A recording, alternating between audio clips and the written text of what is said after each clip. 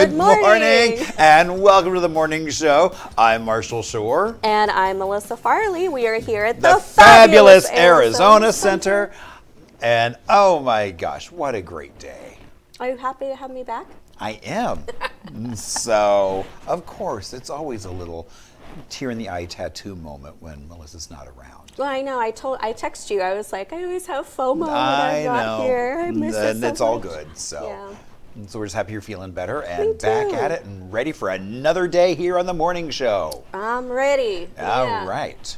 All right. So I hear we have a really cool guest here today. That's what I've heard as well. I know. I've actually seen her speak before, and she was included in a documentary that I've seen by our very own Anne. She said she was her friend. Yes. All so I'm talking about you on the show. I don't need you. You're good. She's like, oh, what did I do wrong? What Anne did I do comes wrong? running around the corner. It's like, what? It was good stuff, I promise. So we're happy to be here with you this morning, and we're not going to keep you waiting a whole lot longer. We're going to take a quick break and be right back with our very first guest. Or do you want to do a segment? I didn't even ask you, Marshall. We're so out of sorts today. No, let's just go to the guest. Let's just go to the guest. Yeah, exactly. Okay. All right, commercial coming at you.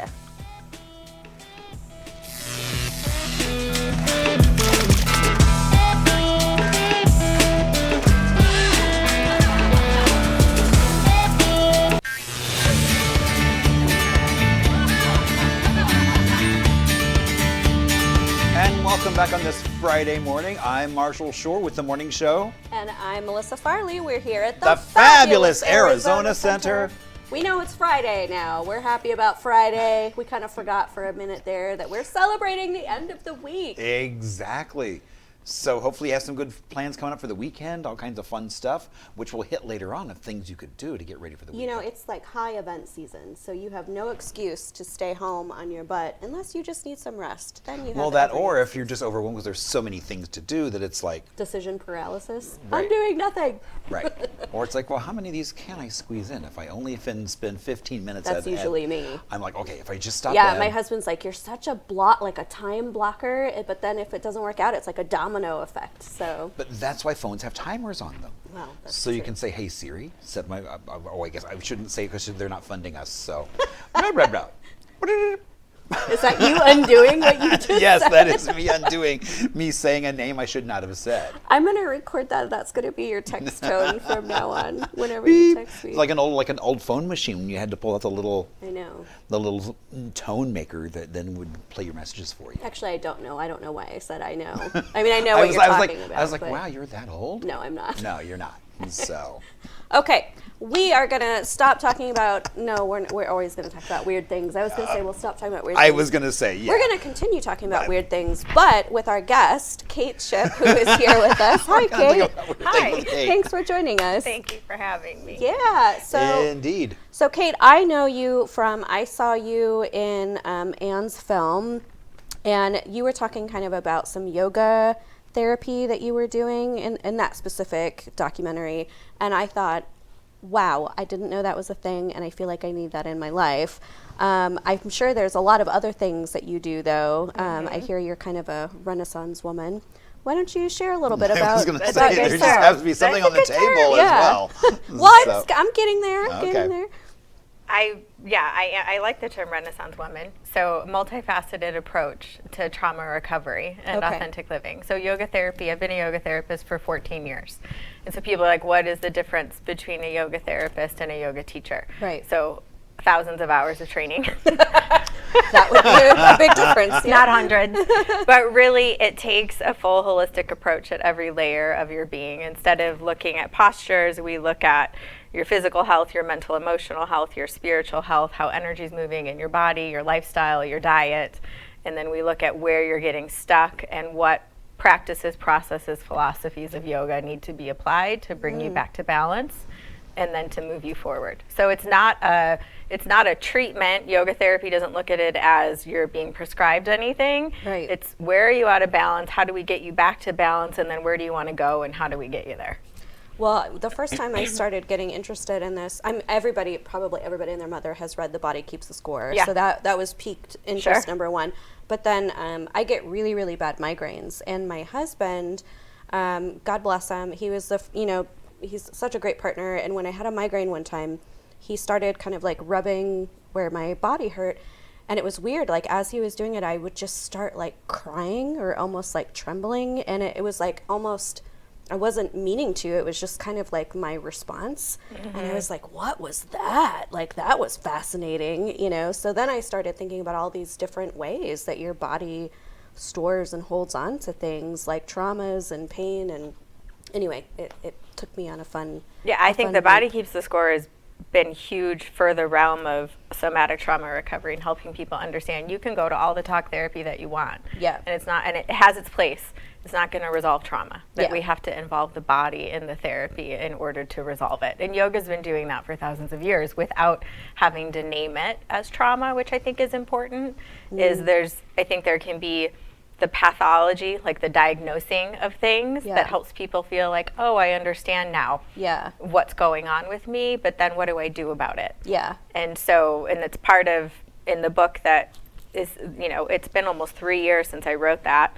And it's really the first part of this is what I'm talking about. Yeah, so she wrote a book, and if you can't read the title, it's I Am Strong Enough Now, God Thanks. I feel like I know what that book is about just from the title. But why don't you share a little bit about it? So I wrote this, it published in 2022. It had a second edition that came out in 23 as part of my journey through healing from complex PTSD. So I have more traumas than I ever would love to name out loud, and found that my body was holding certain trauma patterns, and that when I turned 35, for whatever reason, it like unlocked it. And then all of these different symptoms came out: panic attacks, flashbacks, nightmares, from the time I was 2 all the way on. So using yoga therapy, breath therapy, energy medicine practices, and Western medicine helped. It was really an integrative experience to be able to heal and thrive in the ways that I do now. So this gives my journey about the first 5 years of my healing, but then also certain practices and processes to help with exactly like what you were saying. Sometimes a pain is just a pain in the body. Sometimes it's more. So we don't have to know what it is. We don't have to know what caused it. We don't have to psychoanalyze it, put it under a microscope. A lot of people get stuck because they want to know why it's there instead of just resolving it. Right. And what I think yoga does differently, and holistic therapies, which is part of what I was in that film that Anne did, was we can resolve and heal without knowing why or how. Yeah. And we can just let things start to move through us. So in this, there's a lot of personal story. There's a lot of teaching and education as well, because I want people to understand that their past doesn't have to define their future. That's a huge thing. And you're absolutely right. I took this class at Yale. It's one of the most popular classes at Yale about happiness, and you can take it online. It's not like I went to Yale. But one of the things that they talked about that I thought was so interesting was exactly what you just said, that G.I. Joe has lied to you all this time, that knowing is not half the battle, that actually, it's great to have an awareness of something, but that doesn't actually solve anything or help you with moving closer towards a solution. And so it's really taking that action to kind of choose, a different course, a different way to kind of disrupt the pattern that is going to make or break kind of your success with that. So I thought that was really interesting, because a lot of people in therapy are like, okay, just knowing, is like going to be this big release. And it's like, well, I have stuff in my childhood that I'm probably never going to remember. Like, that's just part of how I'm going to operate, What does that mean? I can't heal it? I don't think so. No, when I was in the early phases, I always thought like our body is like the cloud. It stores everything. Yep. We don't know where it is. That's a good way to think about it. It's always there, here, imprinted somewhere in us. Yeah. The next book, My Body, My Cloud. My body, there you go. My body is the cloud. I've been starting to write books too, and I don't have the title yet. Well, there you go. Gotta thank Marshall. You can have that one for thanks free. to Marshall. But it's something can happen, and then all of a sudden it just, people call it a trigger, right? It activates something in your nervous system, And what I find is when we can follow that and map it, and we can use our breath, we can move our body, it can resolve it. And a lot of people are afraid of that feeling. They're afraid of the anxiety, they're afraid of the fear. And I find that if we use that intentionally, it's actually your pathway to healing. Right. And so you said, we need to disrupt it, which is so important. A term I'll say is we have to do something different. Right. So if we're always doing the same thing when we're having these reactions, we're going to get the same result. So how do we change it even a little bit? Yeah. And the most important thing is people have to feel safe. Yeah. And if we don't feel safe, we're not going to be able to have the healing happen. And I'll say movement was a big part of my healing when I was going through like a major depressive episode. And not like, a lot of times when you say movement, people think like, oh, she hit the gym and started working out or whatever. Like, no. And I think I've talked to you about that. Like, I just started walking and stretching. And that like was a game changer for me because I've done therapy for years. I've journaled for years. But it wasn't until I started incorporating the body into it that... And now you're tap dancing. Now I'm tap dancing. That's right. How could I forget tap dancing? But it wasn't until I started incorporating the body that I really started to feel things shift for me. So it's a real thing. It makes a difference when I'm sitting with clients and, something is coming up for them. There's like something stuck. Then I was like, I see it. You see it. Got it. I got it. That people, think of it this way, is your body wanted to do something when those things were happening in the past that it wasn't able to do because it wasn't safe.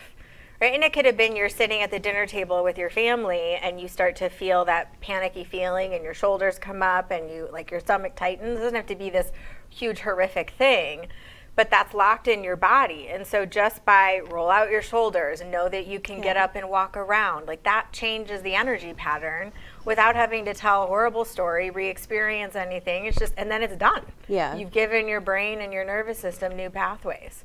So I think there's a lot of fear around healing's gonna hurt, and it doesn't have to. Right. It can actually completely free you. And so my business has shifted the past few years because I find in working with trauma recovery, a lot of people have been survival for so long that then they settle in this, okay, things are good enough now. Right. They're so much better than they were.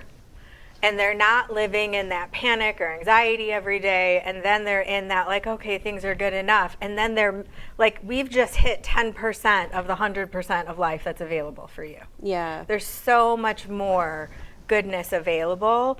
And if we settle there, then we're missing what could happen. Yeah. And so I love bringing people into the thriving, into the how much good can you handle energy.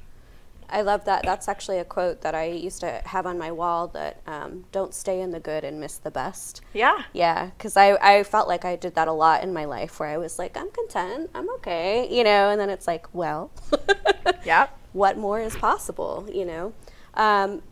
So tell me, how do people come to you or work with you? I assume, like, are people kind of already open to these kind of modalities, or do you find I have a mix. So my business is now 100% online. I work with people all over the world, but I do private sessions, I do group work, I do mentoring, I do trainings, and I think now people are more open to holistic therapies than they used to be. I do feel like people are more aware, especially yoga, because it's gotten such a broad research reach that people understand it. It used to be, more woo-woo, and now it's not as much. Now, breath work has become trending.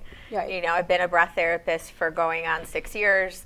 The work that I do has been around for 30 years in breath therapy, so it's not new. It's just people are now starting to understand the power of their breath and how the experiences you can have with your breath are more than a lot of other things people are taking. Let's just say that. And the way that it heals you. And then energy medicine's been around for thousands of years. But again, we have sound healing now is so popular, and those types of therapies that people are going to, I think because they're also kind of tired of some of the, here's a pill, there's nothing wrong with you, it's in your head. And again, I'll say Western medicine has its place, but it doesn't usually resolve why we're experiencing what we're experiencing. It can subdue symptoms in order for healing to happen from the inside out. So people can find me through my website, social media, I'm super active, but I do work online, so I am accessible for people anywhere. And then if people want someone in person, I'm blessed to have a large network here in the Phoenix area that I can refer to if they want in-person support. And where do people find your book? The book you can get Barnes & Noble, Amazon, Those are the two sources of it right now. It is on Kindle right now for only 99 cents. So if people want it, wow. they can get it right now for 99 cents on Okay. there. And then there's more info on how to contact me in the back of it too. Do you have an audiobook version? I don't. People Okay. are asking. Yeah. They've been asking for a while. I have to find somewhere to record it. They want Okay. my voice. They're like, why don't you have someone else? And the following that I have, they want my voice, they want me. And Yeah. I'm like, I'm willing to do it. I just got to find the place to do it. Okay. I feel like we could make that happen. No, that's Noted. great. Okay.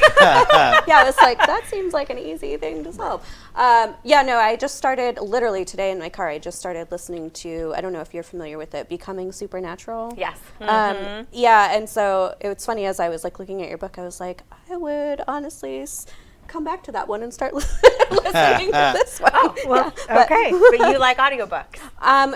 I both am, so I'm an avid reader. Like, I keep actually started bringing in books because my husband is insane with how many books I have in the house. But I drive a lot, and so it's nice Having the audio. Yeah. It's good to know. Yeah. So Yeah. I don't process well just auditorily. Okay. And so I've learned, some people do, some don't. And I think that's part of it is learning. There are a lot of people who want to listen more than see and read. And Well, that's, especially, yeah.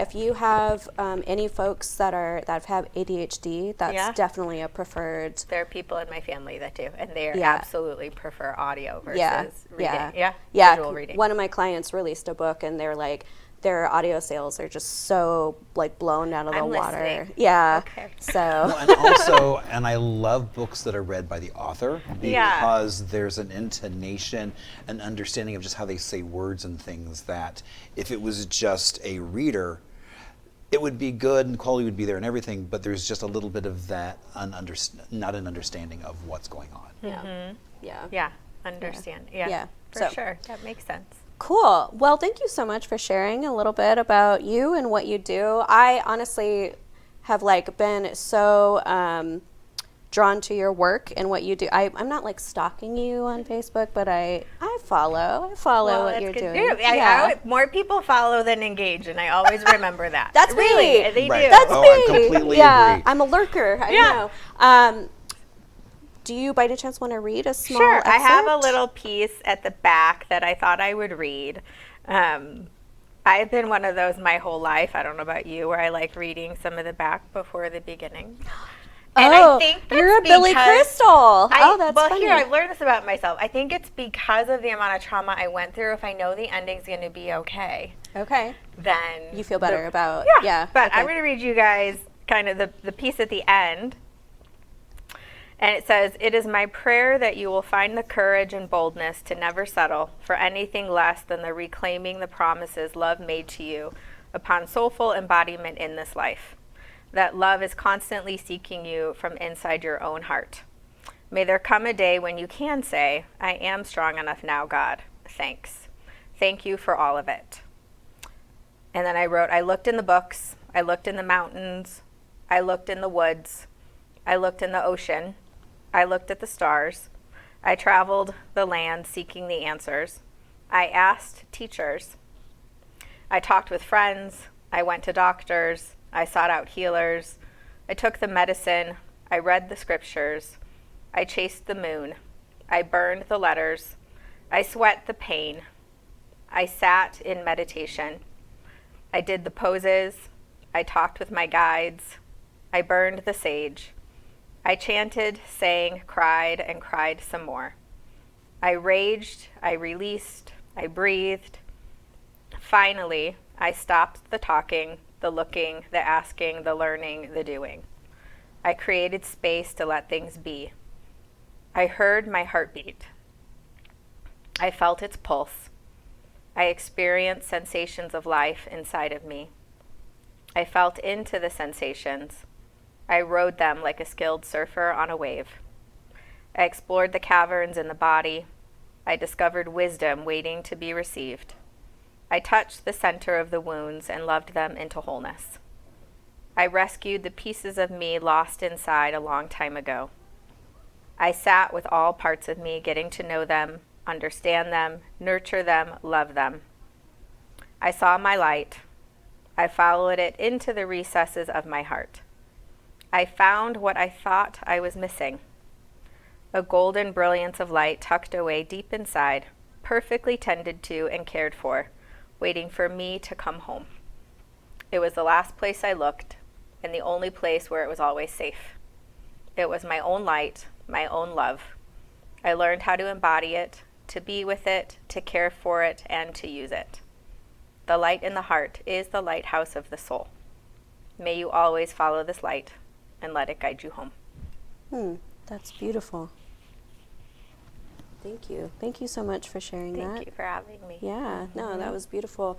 Go ahead and share one more time where people can contact you and learn more about your work. You can contact me at my website, kateshipp.com, on Instagram or Facebook at kateshipp333. Beautiful. Well, thank you so much, Kate, for being Thank here you. with us. We are going to take a quick break. We'll be right back after this. We've got another fun segment to share with you, so keep it right here.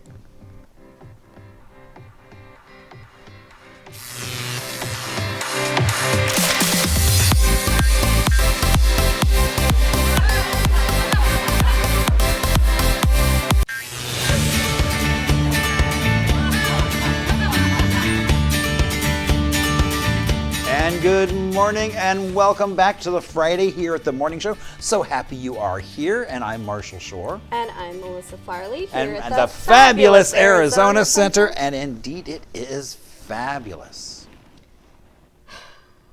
Sorry, I was just wondering if I was Michael in the first segment we You did. probably were. You know, there's worse people to be. Exactly. I don't mind being a Michael. No. It's okay. No. Just not my ex-Michael. I don't want to be my ex-Michael. Well, yeah, But that no. Michael. Exactly. have- Michael Mazzocco, very different story. Very cool person. Yeah, Okay, exactly. I won't worry about it then. No, no worries. Call me Mike Mel. Well, Mel. or just stick with that M&M. That was what was funny. It was like M&M. All So, M's. I know. All M's. We should only hire people that have M's in their name from now on. Oh, that would get really confusing. Because sometimes all I remember is I look at I know their first letter, but beyond that, I don't know. It'll be like one of those, we'll start giving people numbers. Number 3. M3, M2, right, exactly. We could still do that regardless of what their name is. Speaking of M3, the McDowell Mountain Music Festival is coming up. Oh, Did that's you know right, it is. that? I know. Another opportunity to get really bad allergies and feel like I'm dying. Well, there you go.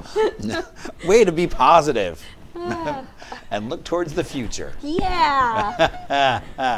No, it is. It's going to be a good time. They're doing really cool art installations this year, so Oh, I'm excited fun. for that. Yeah. Okay, nice. Yeah, it's going to be pretty cool. Okay, but it really is time for you to do your grand duty here and some give us history. a little bit of Arizona history.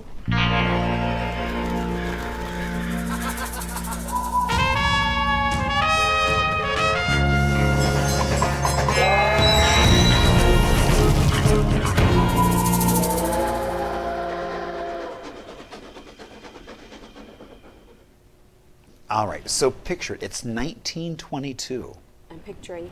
It's in Tucson, and they make an announcement for firemen that they're going to be wearing brand new uniforms. Oh boy. That are olive drab with black ties and big brass buttons bearing the letter F. I'm assuming for firemen. I would assume So the only caveat is the firemen get to pay for them. Oh, how nice. So I'm sure they were not very happy with that. And so we have a lovely photo of Central Station in Tucson back in 1924. Well, that's cool. I love those old Indeed. firehouses. Yeah. Yeah. I know. that- I don't know if it's still standing. I didn't look to see if it's still I standing. don't know. Yeah, Pat, my husband's a PIO for the city of Tempe for fire. Yeah. And they let him go into like this, they have like a store where you can go pick out like, Oh yeah. Right. clothes. Yeah. But there was all this stuff that they're like, no, you can't have that. No, you can't, because he's not a fireman, Right. So he it's doesn't like- really need the axe. He's like, I couldn't get any of the cool stuff. But yeah, no, I don't think they have to pay for them anymore. So that's always good. Exactly. So there is progress. Yeah, yeah. Way to lean in. departments. Indeed. Okay, well, I'm ready to celebrate some things. How Woohoo! about Let's you? go celebrate.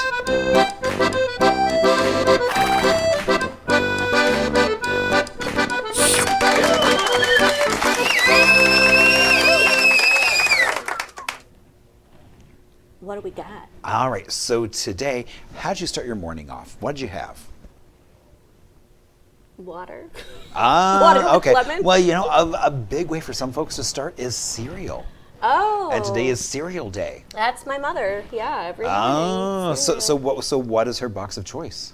Oh, she loves Honey Bunches of Oats. Ah. And I think the new, like, what are they? Strawberry Cheerios that they have now? Oh, The I didn't know there were high-five strawberry ones? Cheerios. Yeah. Ah. She's a healthy cereal person. Well, indeed. And, and Corn Flakes came about in 1894 by Kellogg. Oh my God, that's They so were, long ago. I know. And so they were health food at that point. Okay. Trying to get, but almost 3 billion boxes of cereal are sold each year here in the U.S. That would wrap around the earth nearly 13 times of cereal boxes. Pat was like on a kick last week. It was exactly last week actually, because I was really busy, running around, and so we weren't like cooking or eating together. Right. He literally existed off of cereal and ice cream. Like that is all he ate for a week straight. We're just like bowls of cereal and bowls of ice cream. Oh, nice. Yeah. So. I say there are times where I'm like, what am I going to have for dinner? I'm going to have cereal for dinner. Oh gosh. And so. You and Debbie would get along beautifully. See, there you go. The most popular cereal in the U.S. is Honey Nut Cheerios, Okay. which I was surprised it was something that healthy and not. I know. And so. I guess it's a little bit sweet, so you feel like you're being healthy, but still getting. Right, but still getting some your oats. sweetness. And it's honey, yeah. so it's not sugar, like Sugar Smacks I guarantee or there's still No, sugar in that thing. But yeah, no.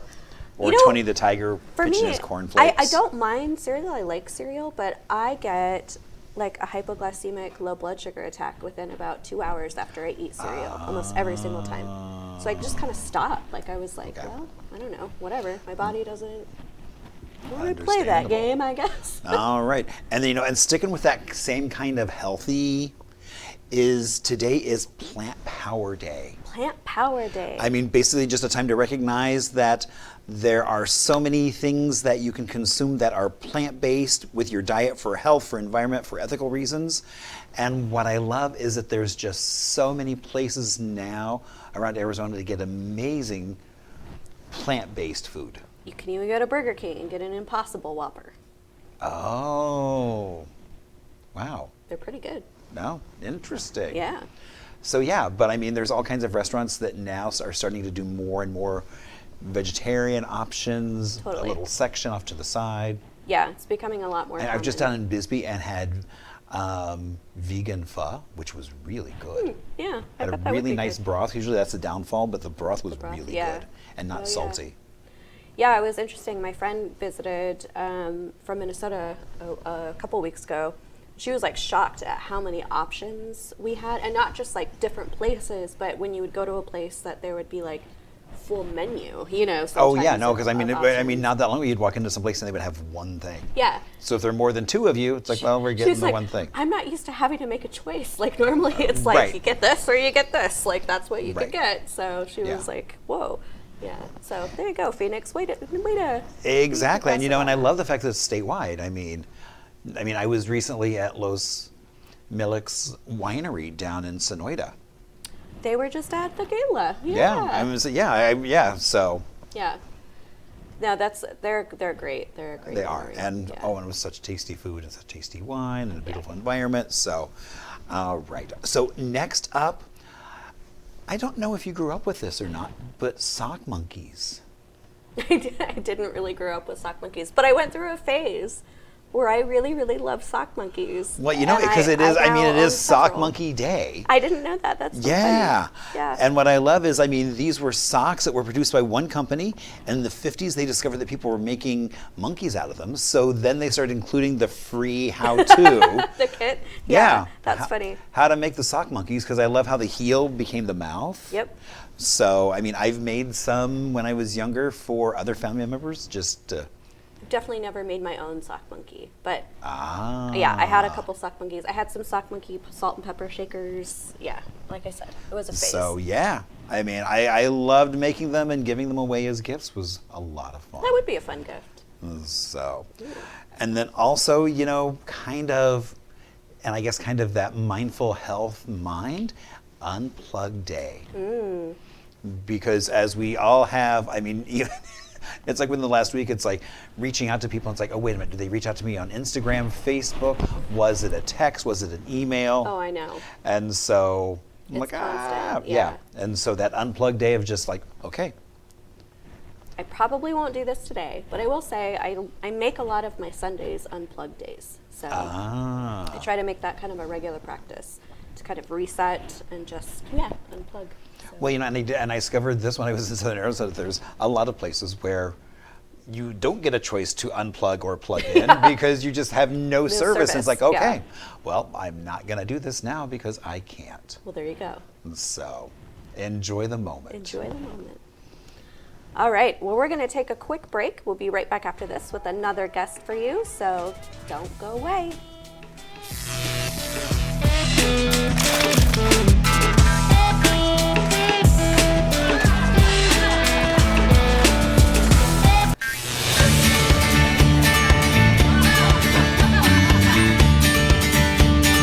Good morning and happy Friday. I'm Melissa Farley. And I'm Marshall Shore, and we are at the fabulous Arizona Center. I got you. Well, thanks for joining us on this Friday. We have another filmmaker here in our filmmaker series from the Worldwide Women's Film Festival, which is coming up. I was going to say, now. This is the last show, so this is the last filmmaker we have because then it's festival time. It is festival weekend, yeah. I will be out at the festival all weekend long, pretty much, with my fellow board members. I know Marshall's planning on I will be stopping there, and by. it's been really so much fun having so many of the filmmakers coming on talking about their movies. Yeah. So now I get to go through, okay, trying to look at the schedule, like, okay, Which ones? Right. Yep, totally. So today we are joined by Laura Anastasia Jones. Hi, Laura, how are you? Hello, I'm good. How are you? Thanks so much for being here. So you've got, I understand, 2 films in the festival. Yes. And I think they're pretty different from each other. You've got one called Single Buffalo and one called People. Can you share a little bit about both of your films? Yeah, Single Buffalo is a musical rom-com, if you will. And it's about cliche, typical first date. And it kind of goes awry, and she has nothing else left to do except burst out into a musical dance number. Because what else do you do when a date goes wrong? Yeah. And then People is about a grandmother, mother, and a granddaughter who take a trip to a family cabin, and Margaret, the grandmother's Alzheimer's, starts to concern the family, and then she starts seeing people that are not there. Interesting. Okay. So let's go back to Single Buffalo. So I get the single being on a date, not showing up. Why Buffalo? Buffalo. So this came from a tap step. So there's double buffaloes, triple buffaloes. They don't really call it a single buffalo, it's just called a buffalo. Yeah. And I tried to play on words for having it be single buffalo. And also her date mentions about eating buffalo wings during his... If we would have known, you could have worn your tap shoes and demonstrated a buffalo. Yeah. So I'm curious, is it harder to film a musical in comparison to a non-musical film? I think both are very challenging. I think they just have different components. So for the musical, we had to write a song. I also choreographed it. Oh, wow, so the timing is very particular, and then it's kind of like a music video, I guess. Yeah, okay, interesting. What inspired you to come up with that concept specifically? I was very inspired by the golden age of American films, things like West Side Story, even My Fair Lady, just many things that incorporate music and dance, and I just wanted to make something of my own. Yeah. Are you a dancer yourself? Yes. Okay. Yeah, I grew up training in dance. Shoulda known. Yeah. Okay. Now, People, we were playing a little clip from it earlier. I absolutely love the coloring and the style of this film. Yeah. Can you? I mean, obviously, you can share a little bit more about People in and of itself, but can you just talk about? Oh, that's still Single Buffalo, right? Yeah. Yes. Yep. Can we switch to People? Oh, and there's... There we go. There it is. Okay, yeah. Yeah, so I definitely wanted a very different tone versus like Single Buffalo. I wanted the colors to kind of grasp how heavy the situation was. Okay. And I worked with my DP, Laura Anastasia. He has a wonderful eye, and him and Brian, the gaffer, just worked together. And I gave them a mood board and stills that I wanted, and they just captured the colors that I was looking for. I was also inspired a little bit by Hereditary, which is very scary. And I really wanted that dark value scale over everything. Yeah. So was it harder to film in dark as opposed to brightly lit?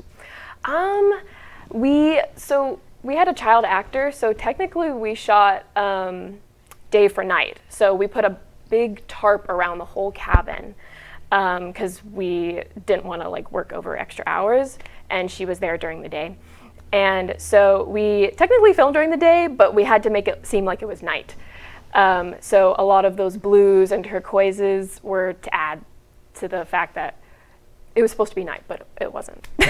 There's so much in filmmaking that looks like you could just pick up a camera and like go, but like it probably took 13 people to light it. And, yeah, exactly. You know. If it looks simple, it's not. Yeah. And so, but I think what's cool just stylistically is, you know, I say it's theatrical, and I don't mean that like as an insult in the sense that it's very, these dramatic lightscapes always really catch my eye in the sense that you've got, these rich colors and then almost kind of these spotlight effects on the actors, and it's just, it's beautiful. Like, I just think those kinds of touches really enrich a story. So I'm very excited to see both of your films.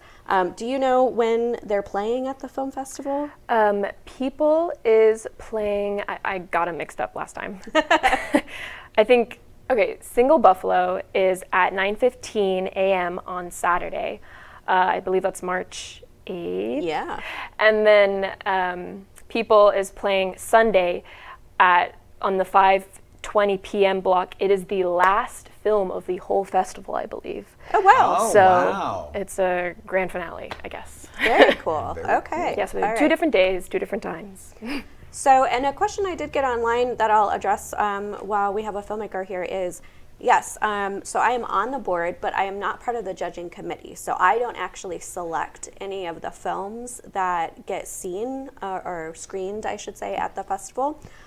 So it's such a delight actually for me to be able to see these filmmakers and some of the samples of their work that will be showing at the festival. Right. So yeah, it's a really good time. So don't message me your hate if you tried to submit and didn't get selected. I am not the person. Oh, I never thought of that. I could just send you hate mail.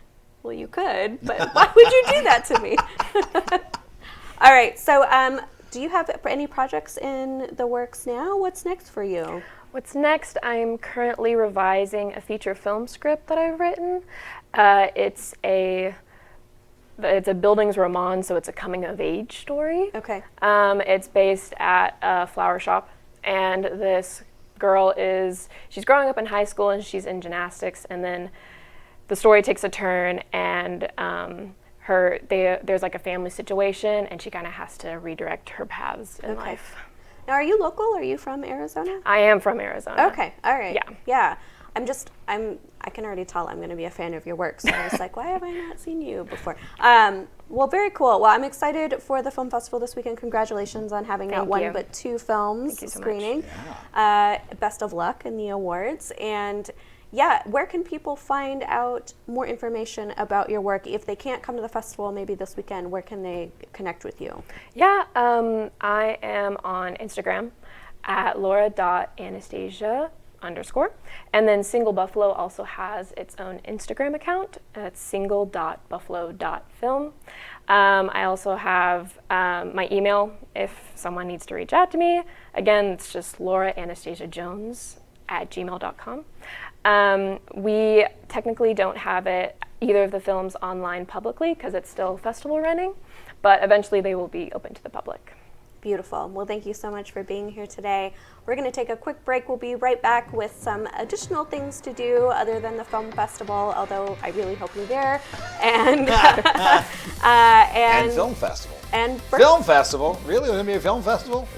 Yeah. Haven't I mentioned that there's going to be a film festival? We'll also have your birthdays for you, so keep it here.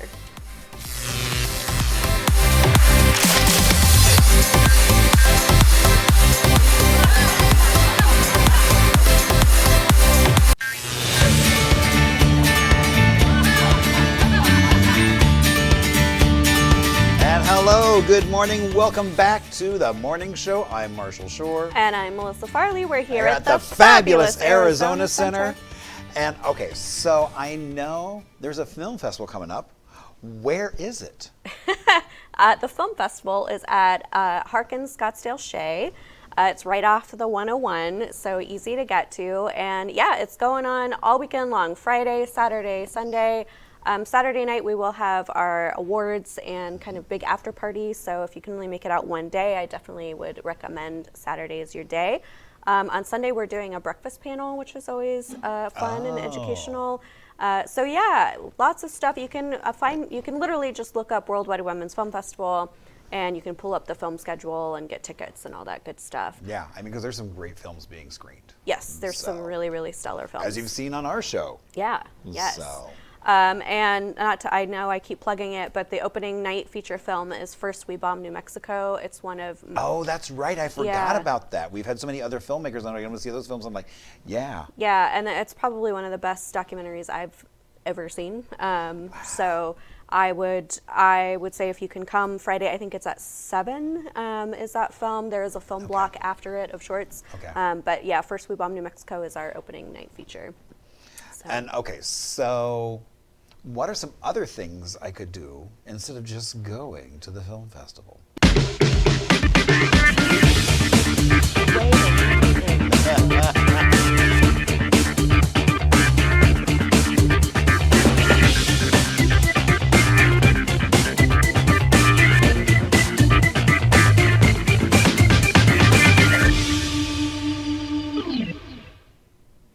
All right, so comedian Gabriel Fluffy Iglesias is bringing his Don't Worry, Be Fluffy tour to Footprint Center in Phoenix on Saturday. So this is your chance to see him. He's only here for one night only. Tickets start at $50 and it is at 8 p.m. So he's always a good time. I enjoy his comedy a lot. We've also got a themed drag brunch happening. I guess it is a bunch. It's a bunch of drag queens. Yeah, at Stand Up Live at Phoenix at 12 p.m. on Sunday. This is all Lady Gaga themed. So this is going to be with, it's actually going to be with Lexi Love from RuPaul's Drag Race season 17. 17? They've done 17 seasons of that? Oh my goodness gracious. There's also going to be Espresso Grande, the host.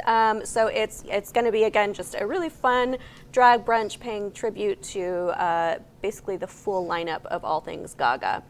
This is 21 plus. It's going to be an alcoholic brunch, Marshall. And it's $25 for general admission, $45 for a meet and greet with Lexi if you are a hardcore fan. Right. We've also got the Gimme Gimme Disco happening at Rebel Lounge in Phoenix. That doesn't kick off until 9 p.m. So basically, you can just declare yourself the dancing queens. There's going to be a lot of ABBA-themed I was going to say, I'm just by that name, down. Gimme, Gimme, Gimme a Man After Midnight. No, I don't know that song at all. Yes, you do. I think you would like to sing it for us right now, Marshall. Should we bust out the karaoke microphone? Let me jump in the shower first. I sound so much better in the shower. No, but yeah, it's going to be a fun Gee, night. thanks for that vote of confidence. Oh, you... You give it right back whenever I talk about I singing. completely agree, so yes. Okay, big weekend, just a big weekend all around. Tonight is also First Friday, so as you know, that's right. downtown Phoenix comes alive on First Fridays, Grand Avenue, Roosevelt Row, but there is... And even right here at the Arizona Center. That's correct, right here at the Arizona Center. They've been doing really, really amazing activations here at the center. But we would like to highlight a new mural that has come out by Iman Guran it's going to be a panel of 5 muralists. There'll be open gallery, they'll be doing live sketching, there'll be music, local food trucks. And there's going to be docent guided tours. This is all happening at Phoenix Art Museum. So it's going to be crazy because it's free admission. So definitely take the light rail, do some ride sharing if you can. Yeah, I mean, park and ride's going to be your best friend. Yeah, parking gets tricky, but they do it big for First Fridays now, they Phoenix do. Art.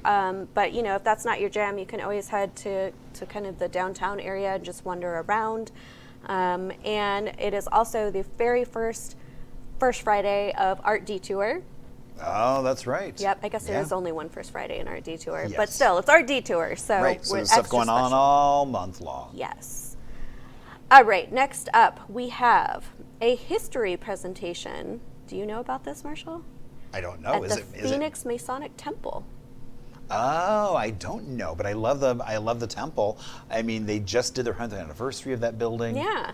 I didn't know if this was So- you giving this. So No, it's not. We've actually talked about doing some stuff there, looking at like some of the prior members. Okay. And going into their history. Well, this is not about Masons. This is actually dance in the Jazz Age. So it's about how the Art Deco movement influenced several art forms in the Jazz Age, including the art form of dance. So this presentation dives into the history of dance from the 1910s to the 1940s, when there was a kind of huge boom in the evolution of jazz music that led to classic jazz, swing, ballroom, Latin, blues, all that good stuff. So this is $20 for non-members, $15 for members. It is from 12 to 1 p.m. and there will be a Q&A afterwards. So if you're looking for another excuse to get into the Masonic Temple, Marshall, you could. Well, and it's probably hop also over there. the Phoenix Art Deco Society. I'm sure is going to be there. Yeah. They're probably the ones putting it on. Yeah. So. Next, we've got a hands-on activity, which I think is always fun. This is a Birds in the Sunset painting class at Creative Spirits in Flagstaff. I actually have one of these. I did one of these for my friend's birthday. So this is a double canvas. So it's kind of sad if you go by yourself. You kind of want to pair up because you do one side and the other person does another. And it's $30 for 11 by 14 canvas or $40 for a 16 by 20 canvas. It is from 6:30 to 9 p.m. It's right off of San Francisco Street, kind of in the heart of Flagstaff there. So fun little painting class.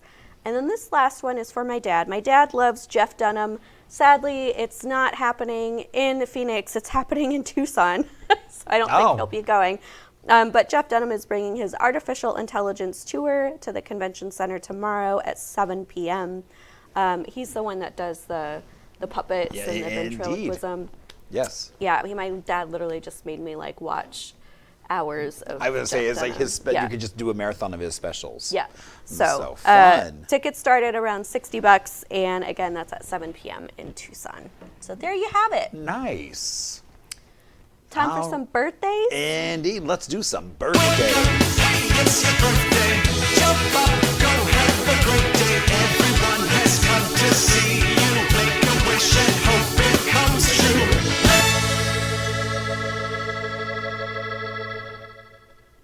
So our first birthday is of an artist that I would say is one of those most recognizable. It's like when you see one of his works, you know exactly what you're looking at. It's influenced architecture with Bauhaus, mid-century modernism, minimalism, even fashion. And he was doing all of this back in like the 19-teens. So it is Piet Mondrian. Yep. And so really was really kind of doing this minimalist style long before minimalist became a thing. Yeah. And so. I have a faux Mondrian in my house. Well, you know, at one point when I was redoing the bedroom, I almost did a wall like that. Yeah. But. Well, those are easy to do because Well, you can like tape off. Right, exactly. And so that's what I was looking at doing, was taping it clean, off. yeah. And so going for like kind of a 60s kind of mod Yeah. vibe. Yeah, totally. So Cool. So yeah. So I thought, squeeze a little bit of art history in there as well as a birthday. And then we have Bryan Cranston. Bryan Cranston, he's not dead. Yay. No, he is not. He is 68 years old, and you might know him from Breaking Bad, Malcolm in the Middle, even Seinfeld. Seinfeld. So he was on as Dr. Tim Whatley. I guess I don't. So he would remember. make some appearances. You know, he's one of those actors though that you'll be watching shows and he'll And- be, oh, it's Brian Cranston. Right. Yeah. It's like popping up everywhere. Yeah. I mean, but I think Breaking Bad is probably the one he's most known for. Well, yeah, that's what he's So- iconic for. And I'm still bitter that didn't happen in Phoenix. I know but- you are. I'm sorry. So, nothing I can do about it now. All right, and then we have Wanda Sykes, who is 60 years old today. She's basically known as comedian. She's been on TV in a variety of specials, as well as TV shows, Curb Your Enthusiasm, Blackish, The Upshaws, even hosting the Oscars at one point. I love Wanda Sykes. Just a couple years ago. I think she's hilarious. So, and so many comedy specials. Oh my gosh, I agree. I think she's so funny. Yeah. Just her slant and way that she looks at the world. She was in a film, this was a while ago, Monster-in-Law with Jennifer Lopez. And she was Jane Fonda's assistant. And it was hilarious. It was really, really good. I can just see the two of them playing off each other really Oh, yeah. well. Yeah. So very fun. And then our last birthday is of a delightful young woman, 26 years old, Amanda Gorman. She became the first National Youth Poet Laureate. Yep.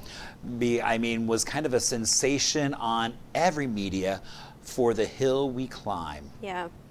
So Super talented. Happy birthday. Yeah, oh, exactly. And still so young. Yeah. I know. Wow. I was like, she's 26. I was Yeah. like, that's amazing. Yeah, that is amazing. So It's always those moments where you're like, I've accomplished so little.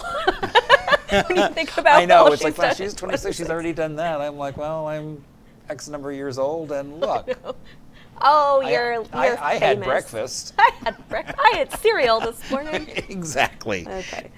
All right. Well, we have had a wonderful Friday here with you. We are going to wrap it up. Indeed, as we make our plans for what's going on this weekend, because there's a film festival Yep. and so much more fun stuff. So So come out and see me at the Worldwide Women's Film Festival if you get a chance. I'll be out there at some point. I'm not quite sure yet exactly when. I've still got to He'll figure be out. like Bigfoot. He'll just show up randomly in shots and be like, very, Marshall. very It's a Marshall. possibly. Just He's kind of here." okay, dip in for this one, Yeah. dip out for something else.